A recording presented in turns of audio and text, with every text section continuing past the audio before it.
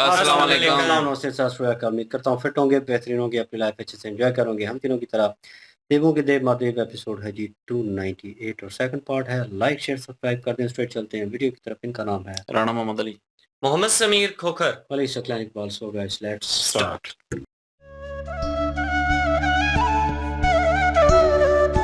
मैं यहाँ अपनी बहन अशोक सुंदरी के विवाह का प्रस्ताव लेकर आया हूँ।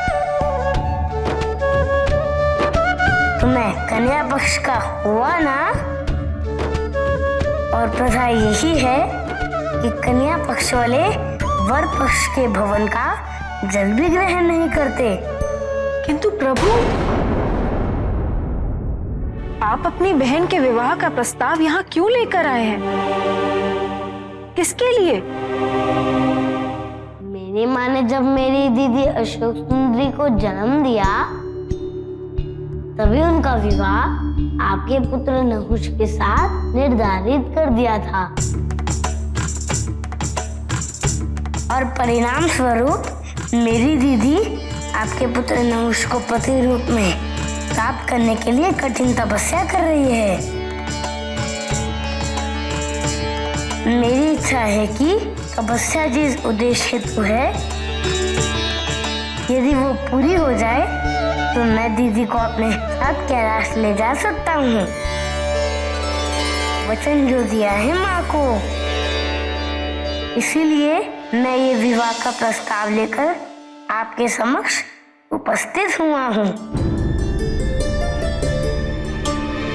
महाराजा आयु और महारानी, मैं महादेव वो माता पार्वती पुत्र गणेश आपसे अपनी दीदी के लिए आपके पुत्र नहुष का हाथ मांगता हूँ।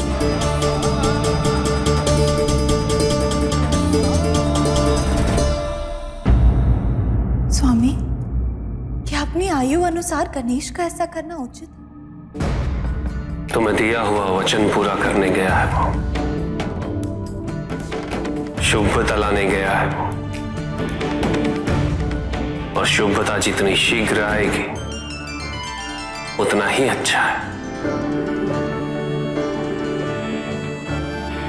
किंतु स्वामी,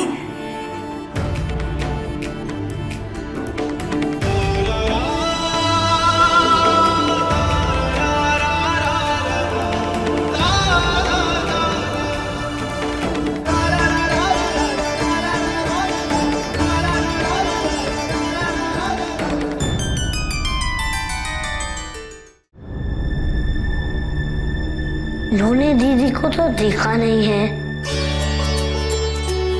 इसीलिए प्रतीत होता है कुछ भी कहने में संकोच कर रहे हैं। मुझे दीदी के गुणों की, उनकी विशेषताओं की व्याख्या करनी चाहिए। महाराज, दीदी अत्यंत रूपवान है, सुशील है, उन्हें मेरे माता पिता के संस्कार प्राप्त हैं। वो आपके परिवार के लिए उत्तम वधू सिद्ध होंगी। गुरुवर और महादेव परिवार इस विवाह से अच्छे संबंधी बन जाएंगे।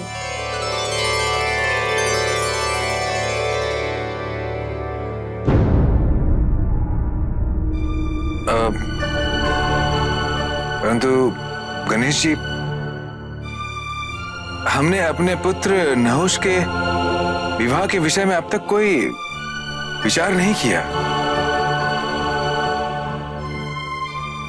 अगर आप अनुमति दें तो हम महारानी जी से इस विषय में थोड़ी चर्चा कर लें। अवश्य।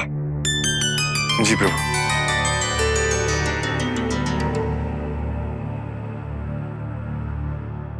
मित्र, हमने तो सोचा था राजा बिना किसी विलंब के सहर्ष इस प्रस्ताव को स्वीकार कर लेंगे, किंतु वो तो चिंतित हो गए। संबंध जोड़ना है, सोच विचार तो सभी करते हैं, किंतु मुझे विश्वास है वो मेरा प्रस्ताव अवश्य स्वीकार करेंगे।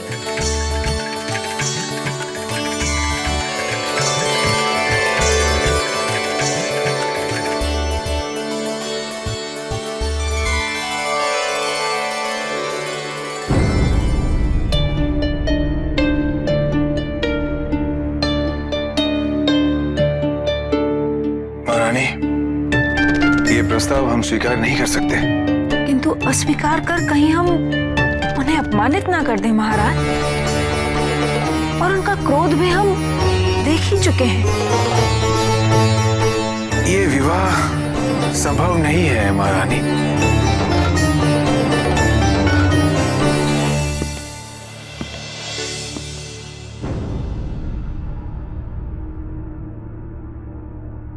महाराज, तो क्या निर्णय है आपका?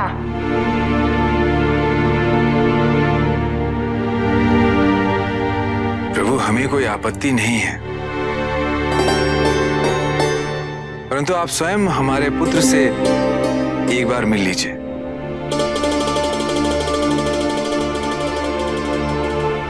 उसके पश्चात ही आपको यह निर्णय लेना चाहिए कि आप ये विवाह फिर भी चाहते हैं या नहीं।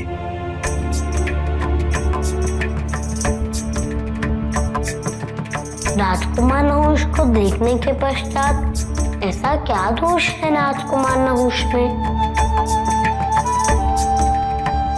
महाराजा महारानी चाहते हैं कि मैं उनके प्रस्ताव स्वीकार करने के पूर्व देख लूं। यदि आपकी अनुमति हो तो मैं भी अपने मित्रों के साथ एकांत में कुछ परामर्श कर सकता हूँ। अवश्य प्रभु।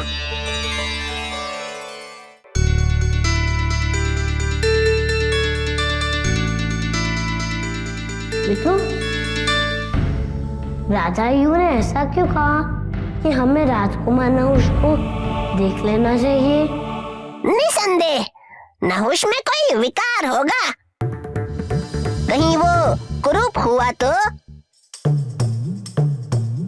रूप से अधिक महत्वपूर्ण है कि क्या वो मेरी दीदी की योग्य होगा।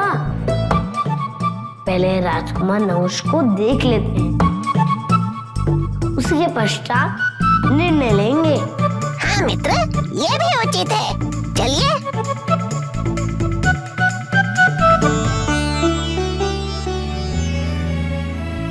महाराज, आपका सुझाव हमें स्वीकार है। हम राजकुमार नहुष से मिलना चाहते हैं।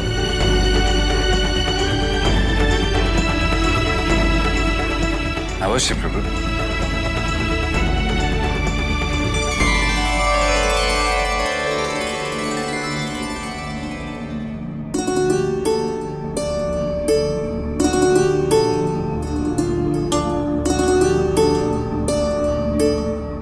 मुस्कुरा क्यों रहे हैं स्वामी?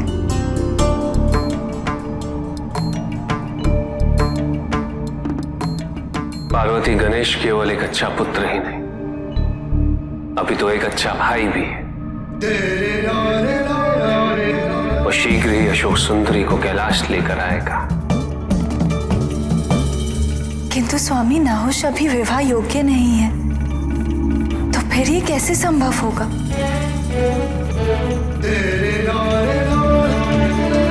असंभव को संभव बनाने के लिए ही तो गणेश का जन्म हुआ है।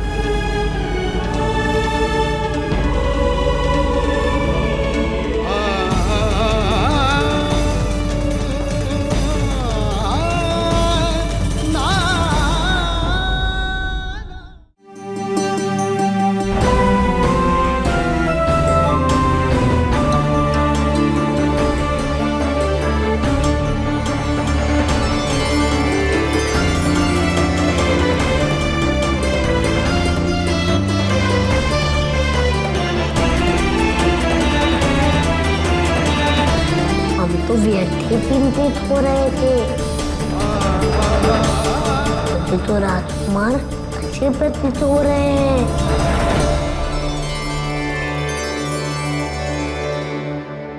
पुत्र नहुष, संभवतः राजकुमार बधिर हैं। पुत्र नहुष,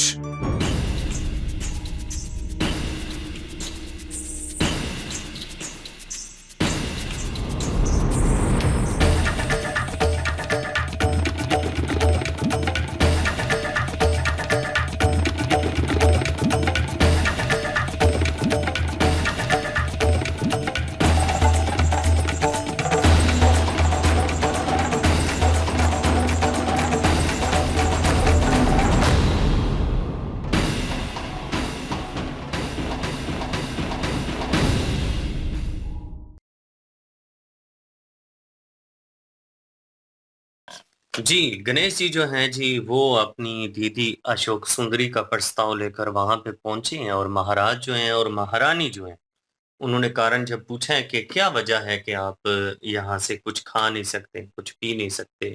तो जब उन्होंने कहा कि हम कन्या पक्ष वाले हैं, तो फिर उन्होंने पूछा कि कन्या पक्ष वाले आप कैसे हो गए हैं? हमें कुछ समझ नहीं आई इस बात की। फिर उन्होंने बताया, उन्होंने कहा कि मैं अपनी दीदी जो हैं अशोक सुंदरी, उनके विवाह के लिए आपके जो पुत्र हैं नाहुष, उनका जो वर है वो चुनना चाहते हैं हम लोग। तो ये जो फैसला है ये तभी हो चुका था जब माता पार्वती जी ने अशोक सुंदरी जो है उनको जन्म दिया था। तो उन्होंने कहा ये बात तो सही है लेकिन हम कुछ सलाह-मशवरा करना चाहते हैं आपस में दोनों, तो फिर उसके बाद आपको बताएँगे कि क्या निर्णय। तो राजा और महारानी अंदर चले गए मशवरा करने के लिए, दूसरी साइड पर माता पार्वती जी काफ़ी ज़्यादा चिंतित हैं, इस चीज़ को लेकर के उम्र छोटी है, छोटे बच्चे हैं और काम बहुत बड़ा कर रहे हैं। तो शिव जी से वो कह रही थी कि अपनी उम्र के लिहाज से ये कोई बड़ा कार्य नहीं है जो जिसको गणेश जी ने हाथ डाल लिया है। तो गणेश जी चूँकि मंगलकारी हैं, ये तो सबको पता है कि वो जब आए हैं तो संसार की भलाई के लिए उन्होंने काम किए हैं, बड़े-बड़े काम किए हैं। अब शिव जी को तो पता है ना कि उनका जो पद्धति है उनकी, उनका जो मुकाम है वो कितना बड़ा है। ऐज तो उनकी छोटी है बेशक। तो शिव जी ने कहा कि वो अपना वचन पूरा करने गए हैं और वचन पूरा करने गए हैं और शुभता लेने के लिए गए हैं। तो जब वो गए हैं तो बहुत जल्द अशुभ जो टाइम है वो आने ही वाला है कैलाश पर्वत पर। शुभ तो शुभ टाइम जब आएगा, तो वो गणेश जी जो हैं यही काम करेंगे तो शुभ घड़ियाँ आएँगी। तो उसके लिए गणेश जी ने जब उनको इजाज़त दी और उन्होंने मशवरा किया, हमें पीछे कारण पता नहीं चल रहा था कि वो चिंतित किस बात से हैं। महाराज क्यों इनकार कर रहे हैं कि ये रिश्ता क्यों नहीं हो सकता? महारानी डरी भी हुई हैं कि उनके क्रोध को लेकर उन्होंने कहा हम उनके क्रोध का पहले सामना कर चुकी हैं। तो वो अगर गुस्से में आ गए इस चीज़ को सुनकर तो काफ़ी ज़्यादा दिक्कत हो सकती है। महाराज जो हैं उन्होंने ये सारा जो निर्णय है ना वो गणेश जी के ऊपर छोड़ दिया। उन्होंने कहा कि ऐसा कीजिए कि आप जो है नाहुष को पहले देख लीजिए, उसके बाद निर्णय लीजिएगा कि ये वर जो है, ये रिश्ता जो है वो होना चाहिए या नहीं होना चाहिए। अब गणेश जी ने अपने मित्रों के साथ भी मशवरा कर लिया। तो अब गणेश जी के मित्रों ने भी यही कहा कि हो सकता है कि उनमें किसी चीज़ की कोई कमी हो। तो इस वजह से ये कह रहे हैं। गणेश जी ने कहा अच्छा चलें ऐसा करते हैं, कि उनको देखते हैं फिर बाद में निर्णय लेते हैं। जी। बिल्कुल जी। और वो सिचुएशन जो है वैसी चल रही है और क्योंकि वो सरप्राइज़ थे जो महाराज आयु हैं और उनकी पत्नी हैं कि गणेश जी जो हैं वो पानी नहीं पी रहे, खा नहीं रहे। तो उन्होंने वो सारी कहानी जो है बयान की कि क्यों और किस लिए। मैं लड़की वालों की तरफ से हूँ और सारा उन्हें बताया। तो वो इस चीज़ से कतरा रहे थे और जवाब नहीं दे रहे थे और लग रहा था कि कहीं न कहीं क्योंकि हमने भी नहीं उनको देखा अभी तक, कहानी में ज़िक्र ही होता रहा है। जब भी जो है शोक सुंदरी और उनकी माता के दरमियान वार्तालाप होती थी और ज़िक्र ही होता था, सिर्फ नाम आता था। तो हमें पता नहीं था कि कौन से राज्य से हैं और वो क्या उनके कार्य हैं। और लेकिन अभी लगा कि जैसे वो उनके माता-पिता जवाब नहीं दे रहे, तो लगा कि हो सकता है वो भी इस जो है वो पैदा ही ना हुए हों और ये उनका ज़िक्र कर रहे हों, लेकिन फिर कैसा हो सकता है? लेकिन एट द एंड उन्होंने अपने जो मित्र हैं उनसे भी जो है वार्तालाप की, उनसे मशवरा किया। तो वो उन्हें कह रहे हैं कि हो सकता है वो खूबसूरत ना हो और ये भी एक जो है वो रीज़न हो सकता है। फाइनली उन्होंने हाँ कर दी और कहा कि ठीक है, हम इस चीज़ को स्वीकार करते हैं आपकी उस बात को और चलते हैं, उनसे मिलते हैं। उन्होंने कहा देखना तो चाहिए ना, मतलब वो क्या कोई में जो है डिफेक्ट तो नहीं है, कोई ऐसी चीज़ तो नहीं है। क्यों ये मना कर रहे हैं? और क्योंकि जो है महाराज आयु जो हैं वो अपनी पति पत्नी से बातचीत कर रहे थे, तो उस दौरान भी वो घबरा रहे थे और जिस अंदाज़ में उन्होंने कहा कि ये रिश्ता नहीं हो सकता, मतलब मुझे ये कबूल नहीं है, इस वो एक्सेप्ट नहीं कर रहे थे, उस चीज़ पे भी डाउट पैदा हो रहा था। फाइनली वहाँ पे पहुँचे हैं तो जो है बाहर वो विराजमान थे एक और वो उनको जो है नाखुश समझ रहे थे, वो कुछ पढ़ने में मसरूफ़ थे और जो है गणेश जी को लगा कि वही होंगे। मैंने कहा देखने में तो ठीक लग रहे हैं, बाकी ठीक है सारा।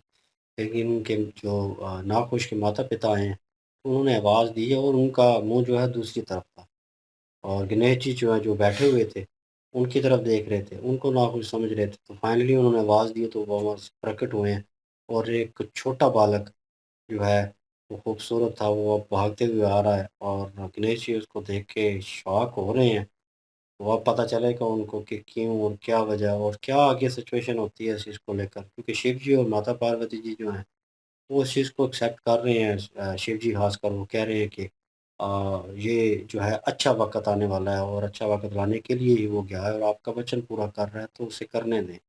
इस चीज़ पे घबराने की ज़रूरत नहीं है। तो सब मतलब अच्छा होगा, मंगल होगा।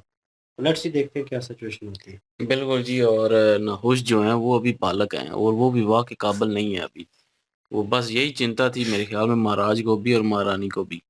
और लेकिन ये है कि अभी वो सामने आ रहे हैं, अभी तो वार्तालाप होगी गणेश जी के साथ और हो सकता है गणेश जी ले जाएँ उनको, क्योंकि वादा तो जो प्रॉमिस करके आए हैं वो पूरा करना ही करना है इन्होंने। तभी जाके वो लेके जा सकते हैं अशोक सुंदरी को कैलाश में, जो अपनी माँ से उन्होंने वादा वचन किया था। उसके बाद अपनी बहन से कहा कि वो मैं लेके आऊँगा उनको नहुष को। वो मेरे ख़्याल में अभी लेके जाएँगे, लेकिन अभी वो बालक हैं और विवाह अभी नहीं हो सकता और उस हिसाब से जो है वो कुछ समझा-बुझा के जो है वो सारा कुछ ठीक करेंगे। अब आगे देखते हैं जी कि कैसे अब वो सामने जाते हैं अशोक सुंदरी जी के और क्या वार्तालाप होती है गणेश जी और नहुष की। बिल्कुल जी, नेक्स्ट पार्ट पे चलते हैं। लाइक, शेयर, सब्सक्राइब कर दीजिएगा। इंशाल्लाह मिलते हैं नेक्स्ट वीडियो में। अपना ख्याल रखिएगा, दुआ में याद रखिएगा। तब तक के लिए अल्लाह हाफ़िज़, पीस।